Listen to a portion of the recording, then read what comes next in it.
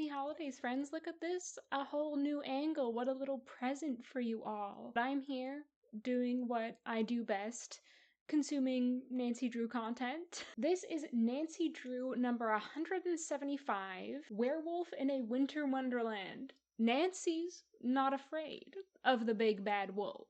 It's important that you know that. It says that right on the front cover.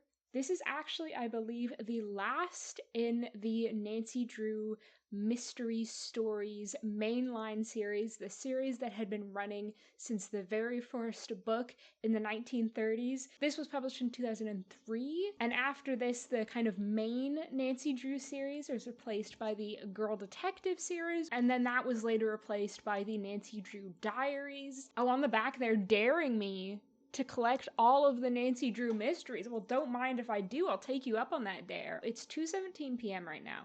I have friends coming over at 7 p.m. We're watching Twin Peaks. A lot of my friends have not seen Twin Peaks, I discovered, so I'm like, we gotta all watch them together. So I have just under 5 hours to read this book. I also want to clean my bathroom before my friends come and bake some cookies. So we've got a time limit for this. Let me just read you what this book is about. This winter carnival's full of holiday, that's spelled like howl, werewolf howl, holiday mysteries. Things are hairy, get it, in River Heights this holiday season.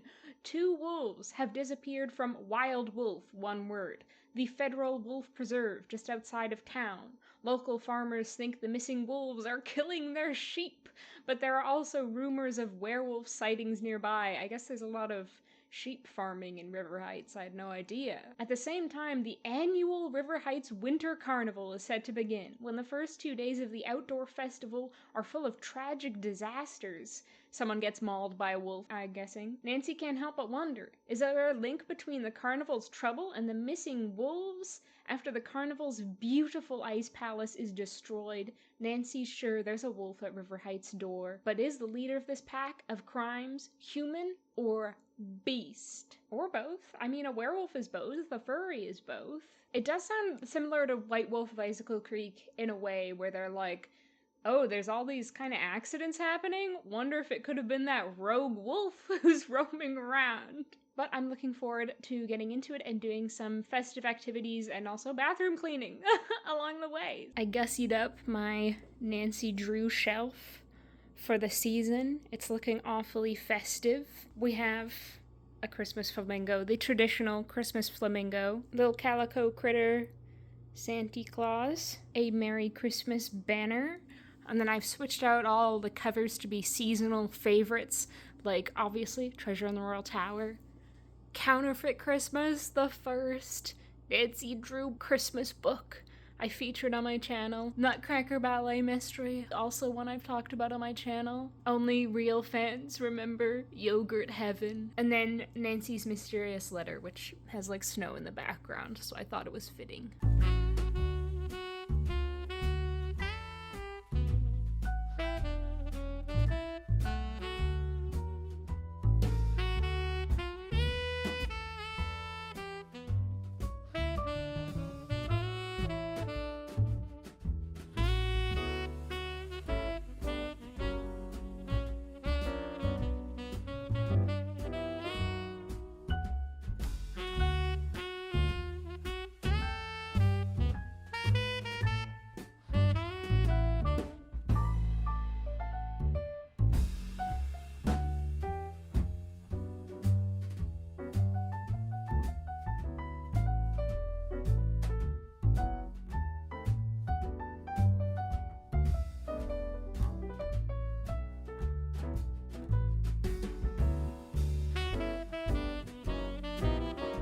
I thought we'd open my daily advent calendar together.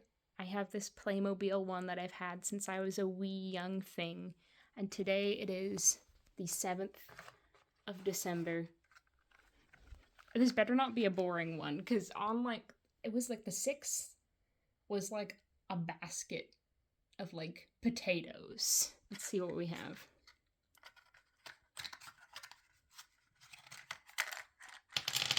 Oh! Where the... I don't think there's supposed to be 2 in there. I don't know where those berries came from.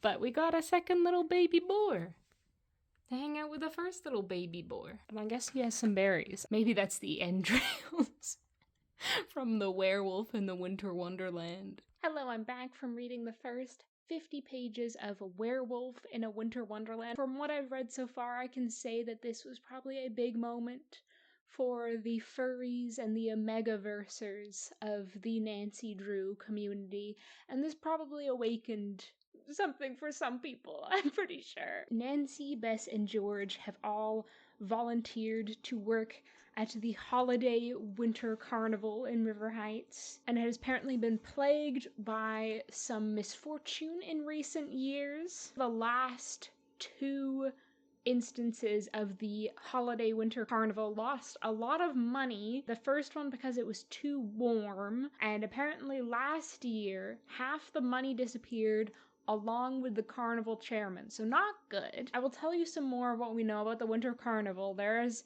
a variety of events going on. A lot of different events going on. These are all the ones that have been mentioned so far. There are, of course, ice sculptures, skating on the river, a torchlight parade, which is a full parade with floats. You've got like apparently Nutcracker ballet dancers in there, horse-drawn carriages. Excuse me, hello. There is a golf tournament? Like, why the fuck? What does that have to do with winter? A polar bear plunge, the snow princess competition, softball in the snow, a crystal palace, a huge ice castle with colored lights. It's 2 stories tall, a cross-country ski race, an ice carving competition, and fortune telling. And there's also a place called the Heat Hut where Bess is working, which serves like hot chocolate and nachos, which is an interesting combination. Anyway, so they've got this new chairman for the festival, considering the past one ran off with like all their money. And his name, you'll never guess. Poodles McNulty. Okay? Also volunteering for the festival is Ned Nickerson, of course, Nancy's boyfriend. And he's described as having wavy blonde hair, which I think this is the only Nancy Drew book I've read where he doesn't have brown hair. It's like, why did they suddenly change up his hair color? Is like Ned going through some kind of existential crisis and he's dyed his hair? Like, it's so odd. So Ned's helping with a variety of the events and he's telling them, and he's like, oh yeah, get this. I'm one of the judges for the Snow Princess competition. And Nancy says, with a grin, that should be right up your alley. Ew. So she's saying he likes looking at pretty women who aren't his girlfriend, that he loves oogling pretty women? I hate that. Usually when they have people judging like a competition, the judges are like local celebrities, but it's just this guy. This guy who's like the boyfriend of, I guess, local celebrity Nancy Drew. And then someone comes up, Nancy's old schoolmate, Brianda Bunch. The names in this book are absolutely insane. Sorry, I just remembered I was gonna do this bit where I changed Christmas sweaters between every chatting moment, so I just went and did that. Where were we? Oh, Brianda Bunch. Brianda Bunch is staying at Wild Wolf. She's not working there, but her cousin is the executive director of the preserve. She invites Nancy, Bess, and George to their weekly Howl-O-Rama, which is when wolves and humans howl back and forth. Sounds like a real howl of a time. They head out for Wild Wolf and meet Brianda's cousin, Markie Michaels. Markie Michaels, who is a tall and pretty woman with reddish-brown hair, and then her assistant, Christopher Warfield, perhaps the most normal name in the book. They meet some cute little baby wolves, and then they come do the Howl-O-Rama. Markie came out and introduced herself, said a few words about the preserve and its inhabitants. Then she began the howl. She threw her head back, and a long, mournful sound poured from her throat. Ah-ooh! It's a lot of O's. I bet you really wanted me to full send that howl.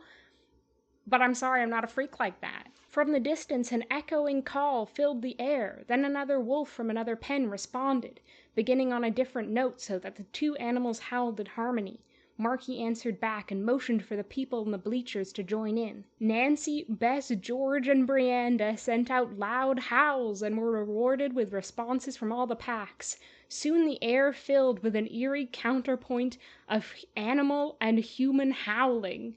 Nancy's skin sparked with tiny explosions as she sang with the wolves. Sorry, I said I think this awakened something in someone. The someone is Nancy, apparently. It's awakening something in Nancy. But they have to call off the howlorama early because two of the prize alpha wolves have disappeared. Khayyam, like Omar Khayyam, and Liz. I didn't realize that alpha wolves could be female. I thought they were all alpha males. Oh, what I was going to say about the Winter Carnival, it has all the events, right? Ice sculpture, skating on the river, torchlight parade, golf tournament, polar bear plunge, snow princess competition, softball in the snow, crystal palace, cross-country ski race, ice carving competition, and fortune telling. You know, if they're struggling to make money, maybe they need to cut back a bit. Maybe they need to not build a 2-story Crystal Palace. Like, maybe just 1 story would be okay. Sorry about all the cat food sounds in the background. I can't stop the boy when he's insatiable and needs to be fed. He's like a little feral wolf. But it doesn't look like the wolves have escaped because there's no gaps in the fence. So they appear to have been, as the book phrases it, wolf napped. The next morning, there's some fear-mongering going on the TV. A local reporter, Susie Oliver, is interviewing a sheep farmer, Philip Leroy. Philip Leroy claims that wolves have escaped from Wild Wolf before and attacked his sheep. Meanwhile, Nancy goes to investigate the scene of the crime at Wild Wolf, and she confirms that there's no gaps in the fence that the wolves might have escaped from, but she does find a small pile of a cereal-like mixture on the floor, which is not wolf food, apparently. Who knows what that is? Maybe just someone just dropped their Lucky Charms. Then she and Bess pretend to be reporters and go interview Philip Leroy, the sheep farmer, and Nancy asks him, exactly when did a wolf attack your flock? Leroy stood up and walked behind his chair. I'm not going into that. My attorney says not to. How suspicious, frankly.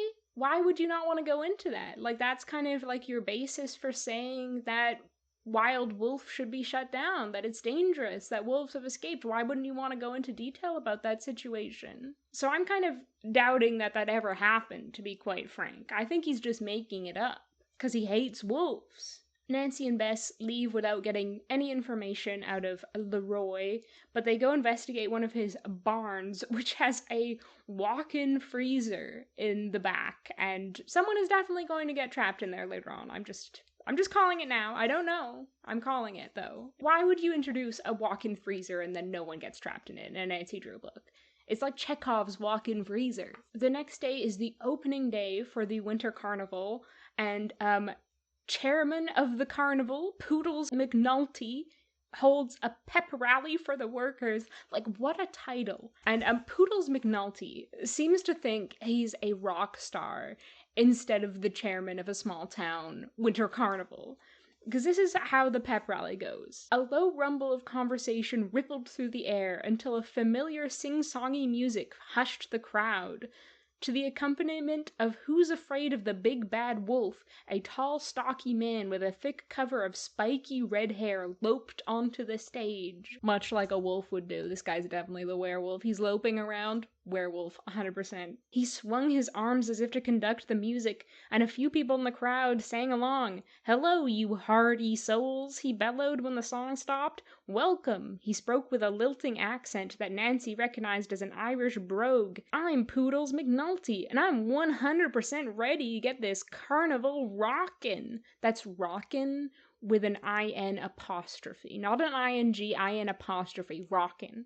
"Are you?" "Yes," the crowd answered, adding applause and whistles.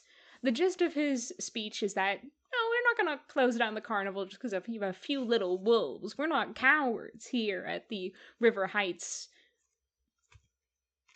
holiday winter carnival. After this pep rally, Nancy and Bess and Brianda spot a fortune-telling booth, so they go get their fortunes read. Curtains ran across the back of the small room. The curtains parted, and a medium-sized figure stepped through.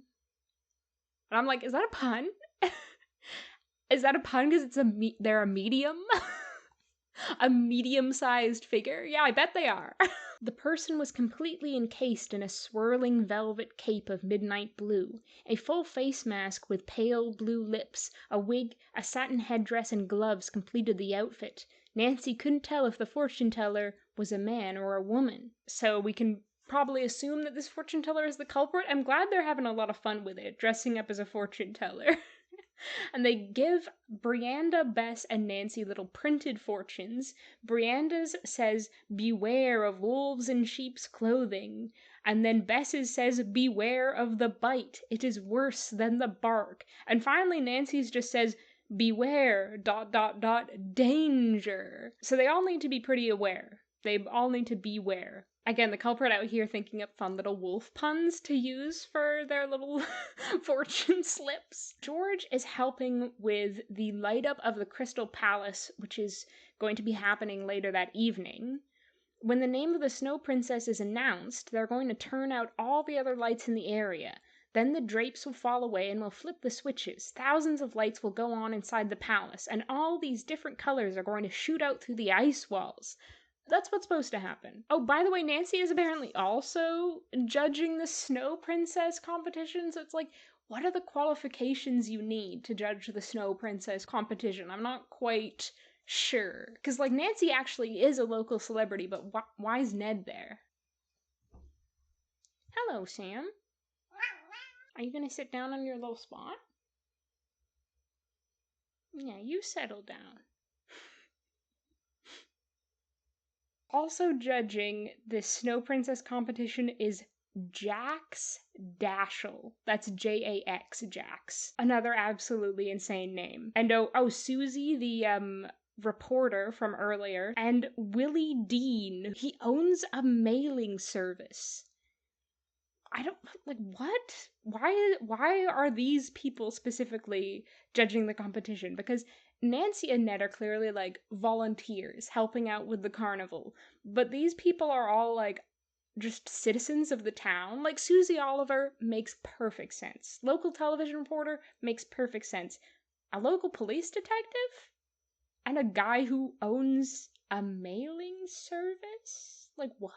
What? But anyway, Willie Dean, the owner of the mailing service, he is like, guys, I've been seeing a werewolf running around. You know, one of those creatures that's a regular person in the daytime but turns into a wolf when the moon is full, just in case you're unfamiliar with the concept of a werewolf. But yeah, he says, I've seen one running around here lately. Okay, Willie. And how much moonshine have you been partaking in?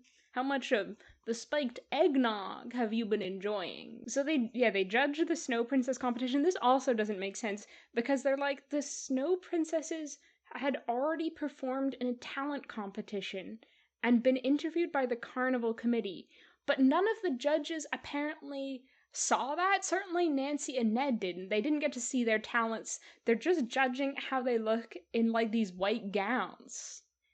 It's so weird. Anyway, they announced the name of the Snow Princess, which isn't the important thing. The important thing is that was when they unveil the Ice Palace. The canvas shroud dropped from the Crystal Palace. Lights burst on with an elegant fanfare.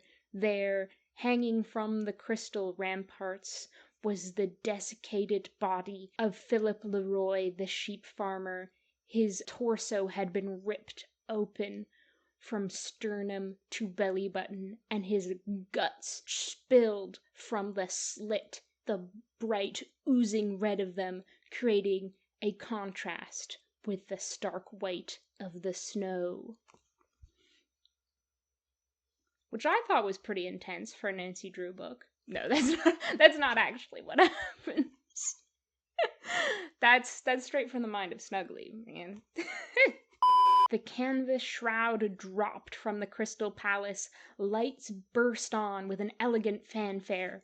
But only one color blood red, spiked through the ice, and it shone through large block letters carved into the wall, letters that warned, beware, danger, which is exactly the same as Nancy's fortune. To be more accurate, it's beware ... danger. I love this. I'm like, this is exactly the best type of Nancy Drew mystery, where it just goes like fully bonkers. Then Nancy goes to investigate the scene of the crime, the thing she does best. She finds these small purple twists of silk and remembers that the fortune teller's cape was kind of bordered with such embellishments. So she goes back to the fortune teller's tent, and there's someone completely different there. And Nancy's like, where's the other fortune teller? And the woman's like, what other fortune teller? I'm the only fortune teller. So clearly, the other one was a fraud, if you hadn't guessed it already. People seem to get over the whole beware, danger message on the Crystal Palace pretty quickly, because soon enough the torchlight parade starts and people are like, yeah, woo, love the torchlight parade. But as the torchlight parade is happening, something else occurs. Suddenly, a howl of a lone wolf splits through the night. There on the bridge, they saw the silhouette of a wolf sitting on its haunches. As they watched, it leaned its head back and pointed its long, tapered nose toward the sky. Another mournful cry left its throat and filled the air. While a third howl poured out from its lungs, the beast rose up on its back legs, standing tall in the moonlight. And that is the sentence that I ended my reading session on. I was like, hell yeah, get this werewolf. Oh my god, standing on his hind legs. It is literally a werewolf. Werewolf confirmed. It is not just, rumors of a werewolf, people being like, hey, it might be a werewolf. There's proof that it's a werewolf. Normal wolves do not do that, so I am excited to read more. It is currently 4 p.m. So more time has gone by with me not accomplishing as much as I'd like. I'm gonna go make my cookies, read 50 pages more, and clean the bathroom. I don't think I'm gonna make it, guys. I don't know. We've got 3 hours, and in 2 hours I only read 50 pages. We'll see how it goes.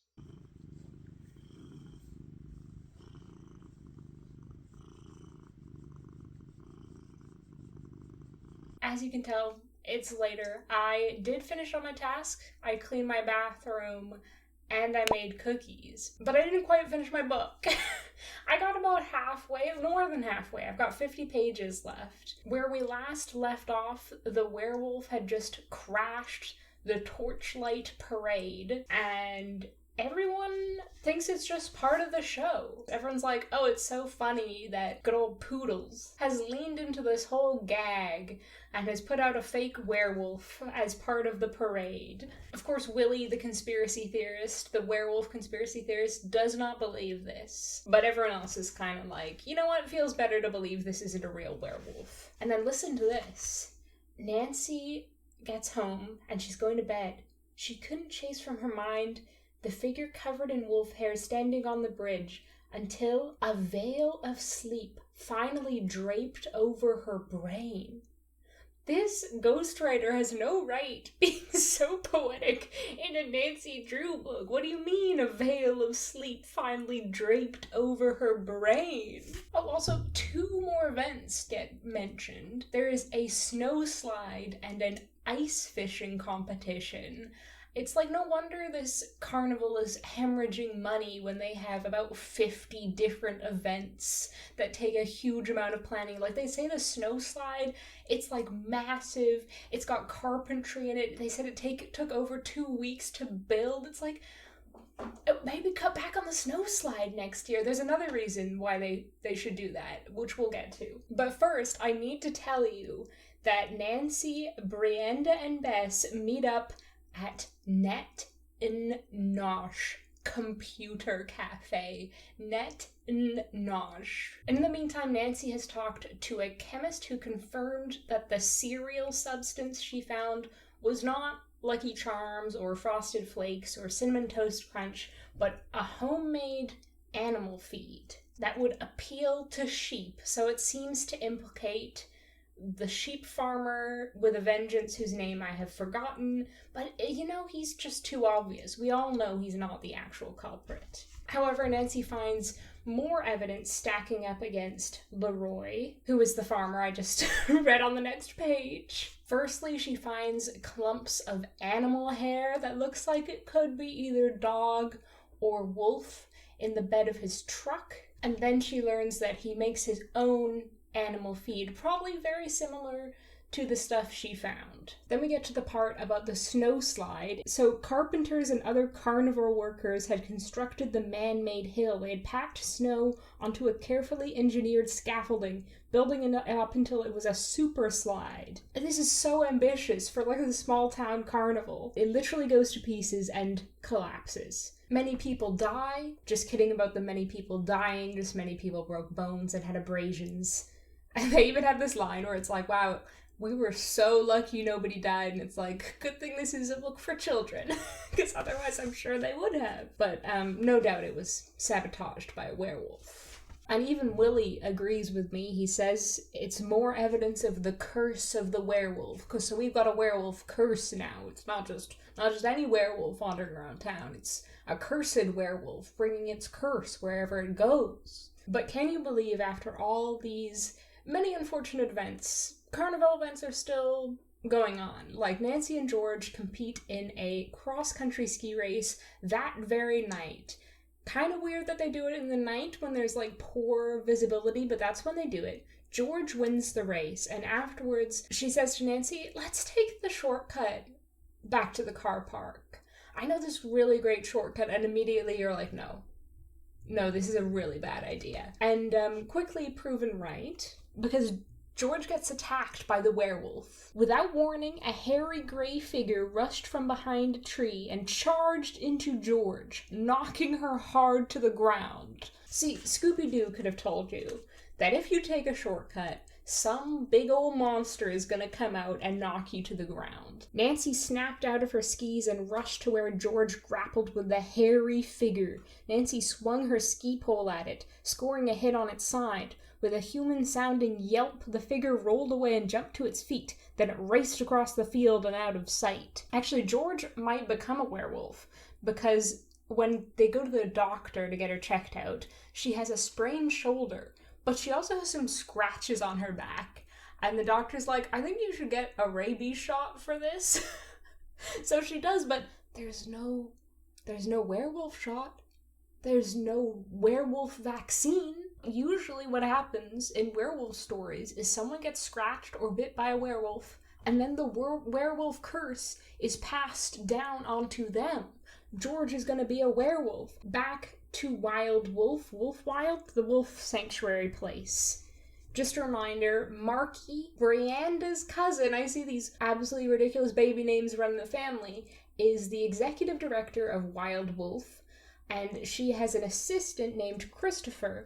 Well, it turns out Christopher was also up for the job of executive director, and it was apparently a very close race, but obviously, Marky ran out in the end. And Nancy hears Marky and Christopher having an argument. Christopher seems to threaten her, someday you're going to be sorry you ever got this job, which sounds awfully sinister, but people are always saying awfully sinister things in Nancy Drew books and not actually meaning them. Anyway, Nancy digs up Christopher's contract, which said that if Marky leaves her position for any reason, he will be immediately named interim director until a permanent person can be found. And it goes on to say that if the board finds his work satisfactory, he will be installed as permanent director, and they're not obligated to search any further to fill the job. I'm sure children are very interested in this job hunt process, this executive process. Brianda responds to this, oh, Nancy, maybe he's causing the problems around here to make her look bad, as in Marky. Then she gets fired, and he's the alpha. She actually says that. Brianda into a megaverse confirmed. You can't just going around calling men alphas. Then Nancy and Brianda go to search inside the wolf enclosure because all the wolves have been moved due to an oncoming, severe weather alert, because there's going to be this big snowstorm. And they get into the enclosure, and immediately it's like a whiteout. Nancy can't see Brianda anymore, and she's like, Brianda, I think we should leave. I think this was a bad idea. And it's like, yeah, no shit, Sherlock. No shit, Nancy Drew. So I will update you another day, I suppose, on the last 50 pages of Nancy Drew Werewolf in a Winter Wonderland, which has been an absolute treat and delight so far. Like, I'm so sad this was the last in the mystery stories. Obviously, there's some duds along the way that are kind of boring, but this is anything but boring. Like, it's got werewolves, it's got fortune tellers, it's got warnings written in lights on ice palaces. Like, what's not to love? I just love when I keep wanting to say Nancy Drew books go like absolutely balls to the wall. Which is not really what I want to say, but that's the phrase that keeps popping into my head.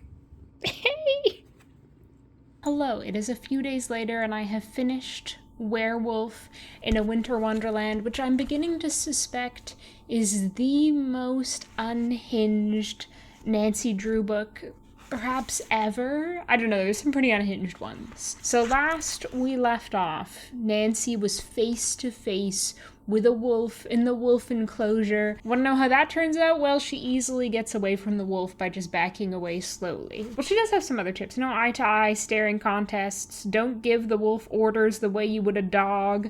Don't turn your back on the wolf. So, you know, if you're ever face-to-face with a wolf in a life-threatening situation, just remember your old pal Nancy Drew. They get back to, like, the Wild Wolf offices, and Christopher is there, the assistant who's like the wannabe director, and he gets annoyed about various office politics, and he storms out, and then Nancy tells Marky and Brianda about finding the wolf hair in Philip Leroy's truck. I have so much trouble remembering his name because it's one of the more normal ones in here. Like, I can remember Marky and Brianda's no problem because they're just so weird, but a name like Philip, I'm like, how am I supposed to remember that? So maybe there's a reason they put in the weirdest freaking names they could possibly think of. And Marky actually confirms that this hair is wolf hair, and she knows exactly which wolf it belongs to. Wolves lose their undercoat of hair in the spring, Marky explained. It sticks to scratching posts and it skips around the ground like tumbleweed. We gather it all up and store it in containers. Then we sell it to raise funds. Sell it? Nancy repeated. Marky stretched her arm across the table. Feel my sleeve, she urged. Nancy and Brianda patted the soft oatmeal-colored sweater. It was knitted from the wolf wool we gathered. They're making freaking wolf wool sweaters. That is bonkers and ridiculous. I was reading this and I was like, what the flip? But then Nancy, after this whole conversation, the very next page, she's like, I wonder how Mr. Leroy got the wolf hair. And it's like, what do you mean, Nancy? They literally just told you they sell it. Like, there's a very reasonable reason why he would have it. Anyway, then the snow clears up somewhat, because remember there's this big snowstorm going on, and Nancy tries to drive her and Brianda back. So she slides on some ice and launches the car into the air. Luckily they're fine, and they get rescued by Willie Dean, who's the guy who owns the shipping company. He's like, oh, did you hear the werewolf was sighted again last night? And then he says, Just think about this. No one around here really knows Poodles McNulty, and no one ever saw a werewolf around here until he came to town. And no one has ever seen both Poodles and the werewolf at the same time. He's literally saying, you never saw Poodles McNulty and the werewolf in the same room. I can see his logic, though. Okay, but you know how last time I was bemoaning this stupid Carnival because they're like, oh, we're hemorrhaging money, we're losing money, and then they have about 10,000 extravagant, super expensive events happening at the same time? Well, there's more. They're having a Friday night extravaganza. I read that, I was like, are you kidding me? The extravaganza promised something for everyone. There would be ice dancing, complete with a live swing band. The individual ice carving competition would be held in front of the Crystal Palace, and a rock group would turn up the heat along the banks of the Muskoka. It's like, no wonder they're hemorrhaging money. They've got 2 separate bands as well. This is ridiculous. Nancy is working at the Carnival, and she's walking by these like frozen fountains they have, which is an absolutely spectacular set piece for what comes next. Because who walks up but Philip Leroy, Nancy's suspect number 1. And she says, excuse me, Mr. Leroy, I'm working and I don't have time for a break right now. Oh, you're working all right, he said, his face twisted into a sarcastic sneer. Working to get me in trouble. Wah! Got him. And Nancy's like, whoa, calm down. I think this is all a misunderstanding. You're making a mistake. I am a completely innocent teenage girl who would never snoop or investigate or anything like that. To which Philip Leroy is like, I might believe you if I hadn't found out who you are. I've been checking you out. You're a private detective. But I was so confused by this because, like, this takes place in River Heights. Surely everyone in River Heights knows Nancy and her reputation. Like, this is case number 175, for goodness sake. You're telling me she solved 175 mysteries, and there's even one man in River Heights who does not know who she is immediately? That is ridiculous. Can you tell that Ham's on my desk now? Because of his shadow. Okay, and then that night they want a redo of the whole lighting the Crystal Palace moment that went so horribly wrong. And if you think this time is gonna go smoothly, you got another think coming, right, Ham? With another fanfare, Poodles pulled the cord, revealing the 2-story multi-towered ice castle. George and her co-workers flipped a few switches, and thousands of lights turned on inside the palace. Red, purple, blue, green, and gold lights flooded the elaborate structure and radiated through the ice, out into the frosty night.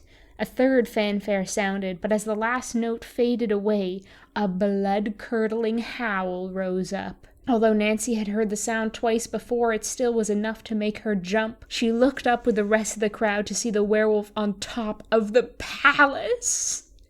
Amazing, incredible sights. It gets even better.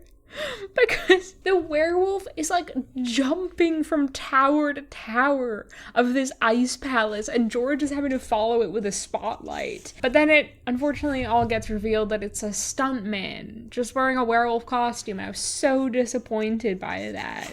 But he says originally, I was hired to be on the bridge last night and on the palace tonight. That's all. So I was like, okay, well, what about the werewolf in the woods that attacked Nancy and George? That's probably a real werewolf, right?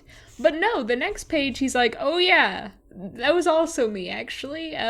Sorry about that. I guess I could pay your medical bills. It's like, okay, bro, where were you yesterday? Admitting to this crime. You sprained George's shoulder. But wait till you hear his reason for being out in the woods dressed as a werewolf at night. Because it opens up so many cans of worms. I had this gig, he said, playing a werewolf at a party out at this hunting cabin. And I immediately was like, hold the phone. Hold the phone. I want to know more about this freaky hunting party. Like, what do you mean? They hired you to go to a cabin in the middle of nowhere in your werewolf costume. What's going down at this hunting party? I literally said, what? Out loud when I came to that part. Possibly like a really kinky party, or maybe it's like they're pretending to hunt the werewolf guy for sport, or maybe they're actually gonna hunt him for sport. It's a bunch of like rich people that are like, you know what would be the biggest game? A werewolf. My car broke down on the way home. I knew I'd never get anyone to help me way out there late at night, especially dressed like this. I wasn't too far from home, so I decided to leave the car and just walk. He hid behind a tree when he heard Nancy and George coming, and he was like, no, maybe I should actually leave. And so he ran out right into them, and he's like, yeah, that's what happened. Sorry, I sprained your shoulder. I'm gonna be thinking about this, like, hunting party who hires a werewolf to come to their remote cabin. Like, what? For what purpose? I want to know. I want to know more. Okay, but more bad things happen because at Wild Wolf, they had 4 baby wolf cubs, and now those have also been wolf-napped. But Nancy is figuring things out. She's coming up with a plan to trap this criminal. George, could you call around town and see if you can locate a werewolf costume? And I immediately was like, this is gonna be good. So Nancy figures out that it's Willie Dean doing it, and that he's been planning to sell these wolves on the black market, and all the other stuff, like the sabotage at the carnival, is all just like a distraction. But yeah, she figures it out because he has his shipping company, so he's shipping out the wolves through his shipping company. He used to work at a zoo, but he also worked as an actor and a lighting technician for a couple years. He's got like a Maddie Jensen type resume. He's doing all sorts of things, you know? So Nancy lures him to this abandoned ice fishing shack. And so she, Bess, and Ned go there. The only furniture in the small room was several wooden crates and one beat-up wooden chair. Nancy, Ned, and Bess stacked several crates in the chair in a corner and draped a painter's tarp over them. And now you will never guess the next sentence. Ned, wearing the werewolf costume, crawled in under the tarp. Okay, so they've stacked this, like, furniture in a corner, draped a tarp over it, and Ned has crawled beneath the tarp and the furniture, wearing a werewolf costume.